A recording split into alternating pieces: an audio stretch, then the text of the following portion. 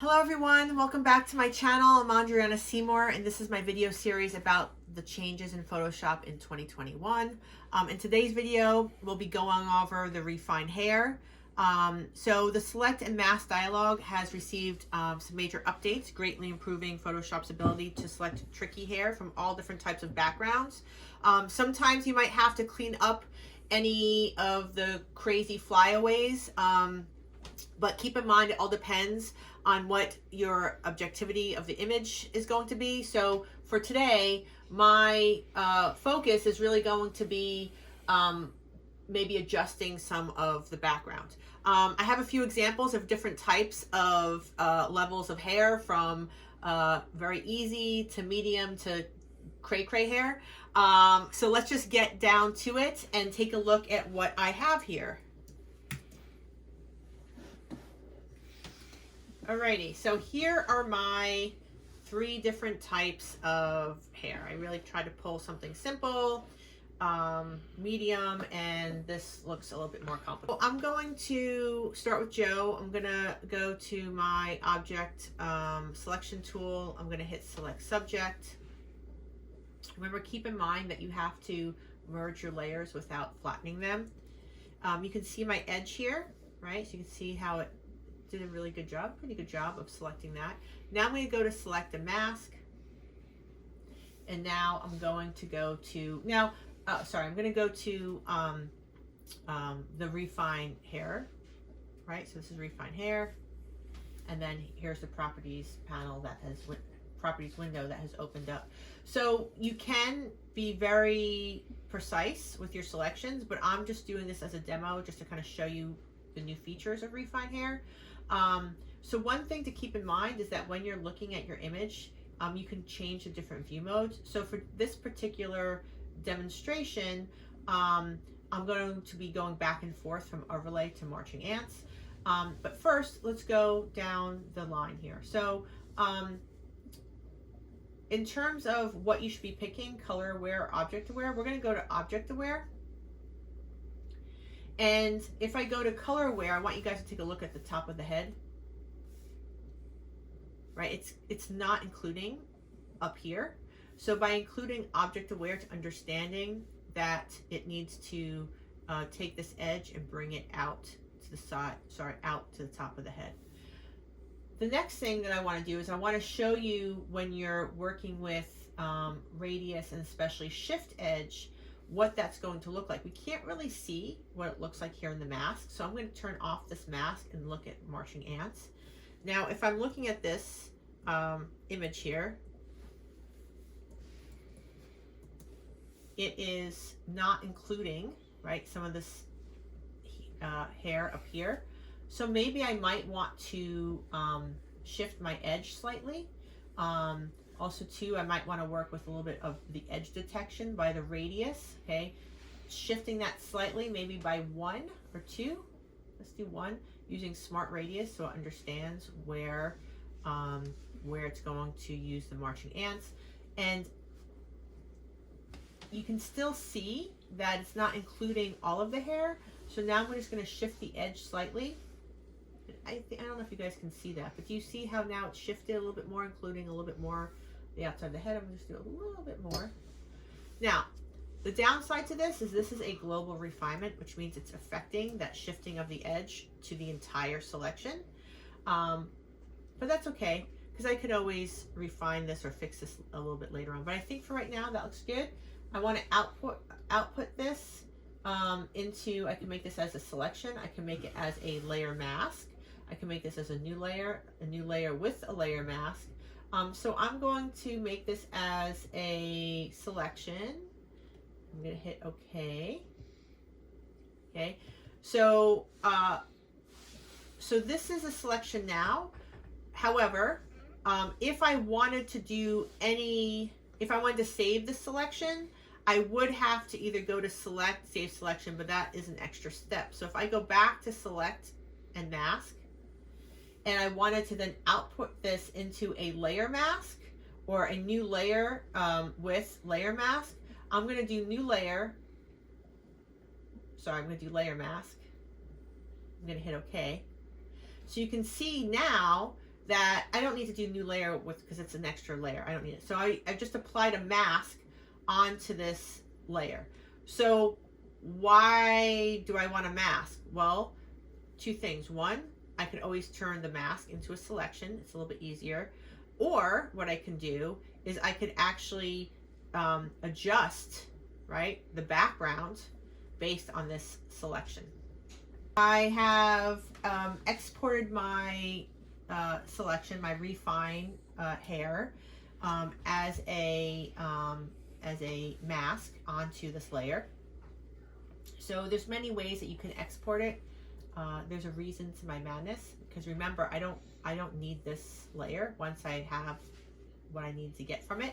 So I'm going to load this as a selection, because remember, as I mentioned in the beginning, you have to know what your objective is. And my objective for these portraits is that I want to change or adjust the background slightly.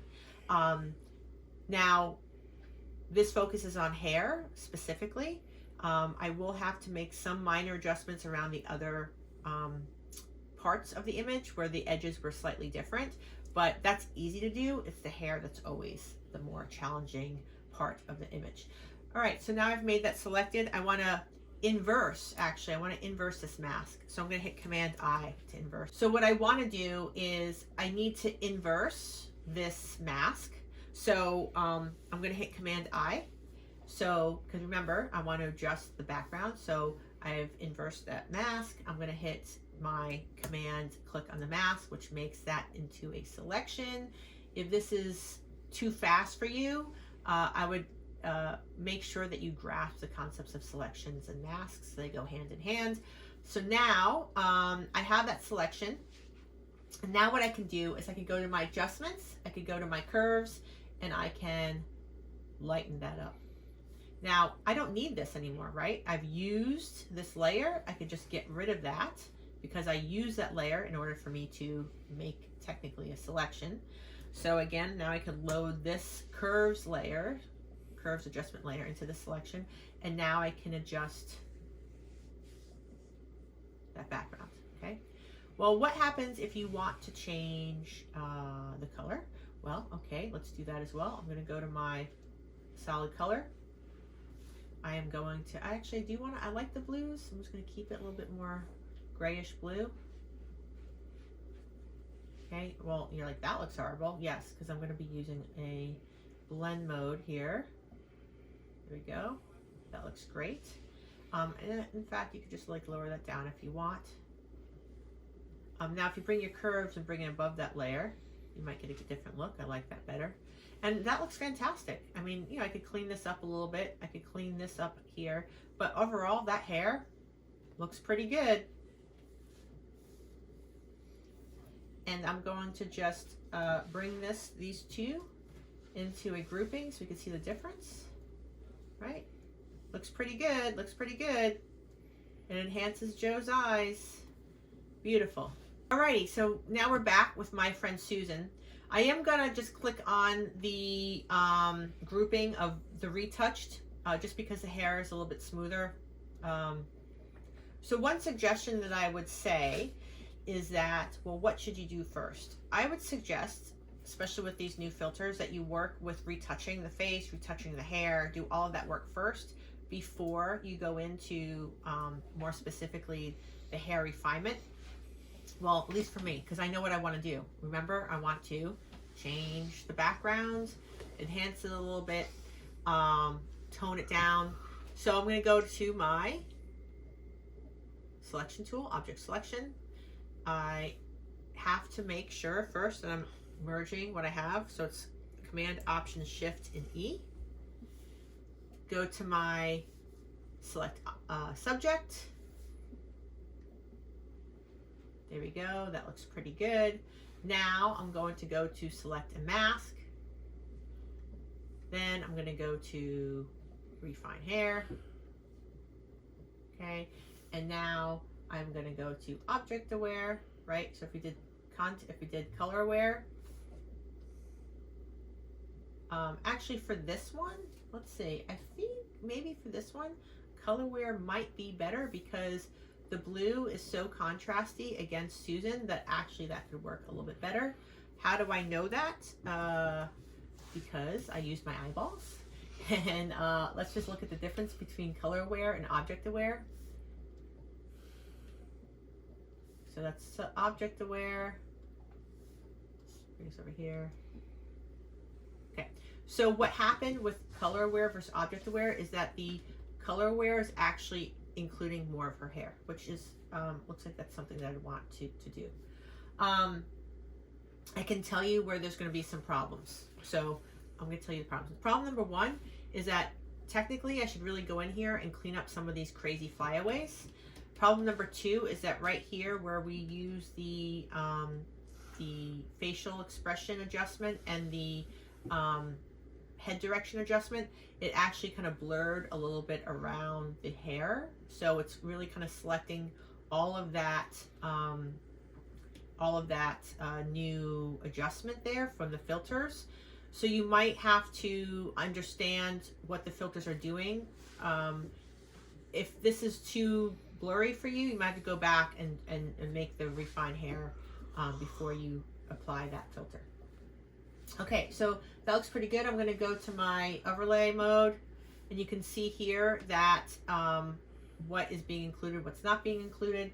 Well, what do I want to do? Maybe for this one, I might want to shift that edge a little bit minus. Now, if you want to see what that looks like with marching ants, right? So I think that looks a little bit better. Okay, go back to my overlay mode. Now this is where the brush can, come into play here. So here, it's a little red there, so I want to take my option key. Oh, sorry. I'm going to take not my option key, just leave it at the plus. I'm adding to that selection.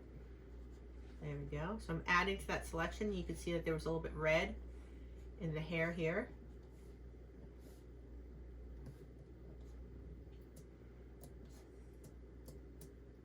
Just take some time for it to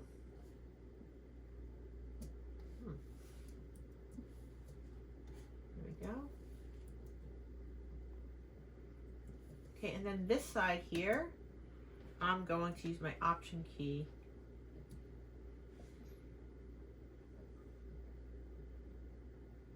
So this part is a little tricky. So this looks pretty good. Actually, you know what I'm going to do?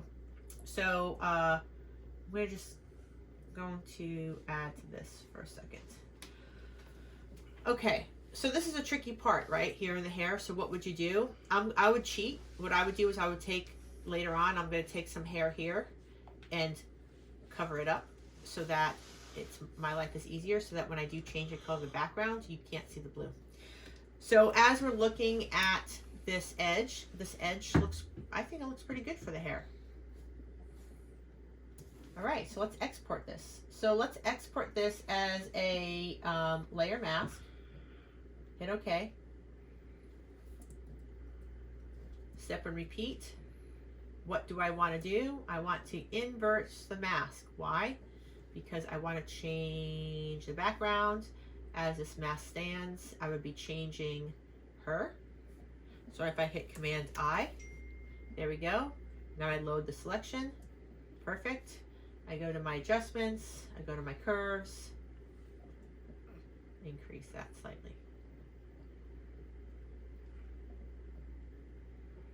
Okay, and this is what I'm talking about here. Do you see this little piece? How that's not changing? Well, we're going to cheat later. We're going to take some hair here and we're just going to mask that up over the shoulder. All right, so there we go. We have a medium version of crazy hair. Let's move on to the last image. All right, so here we are at the last image here. This is Mildred. Mildred is slightly older now, but she was a great supermodel. Loved working with her. So let's go to my object selection, right? Select subject. Okay, I'm going to go to select mask. I'm going to go to, I'm going to make this a little bit larger so you guys can see what's going on with the hair. I'm going to go to refine hair. Okay, and you can kind of see what has happened there. I'm going to go to object aware. I'm actually going to go to color aware, see which looks a little bit better. Nope, object aware looks better, right? Object aware, great. Okay, now what I'm going to do, there's certain parts of this image where I am going to add to the refine mask. So down here, so I'm just going to use my brush to include that in there. You can see that that has now added itself. And where else? I think up here maybe a little bit. There we go.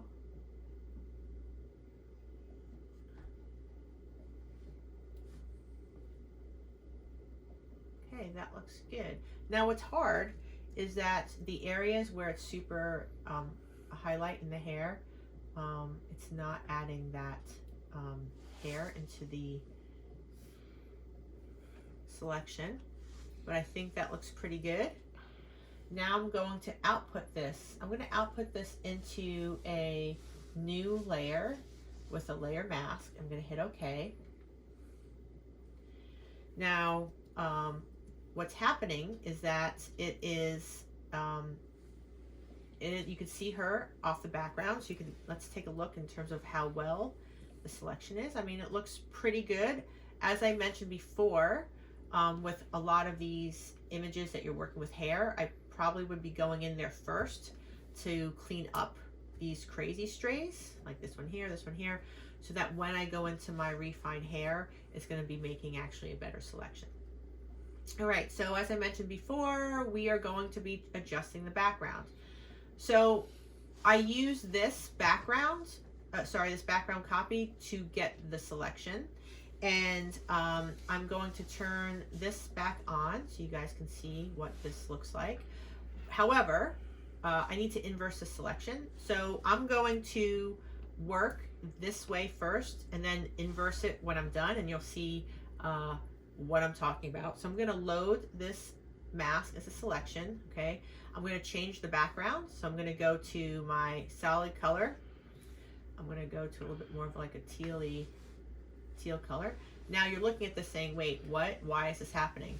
Because if I hit Command I, I'm going to inverse that selection, right? Now, what can I do? I can get rid of this background here. Now, the other thing that I'm going to be doing is I'm going to make this into a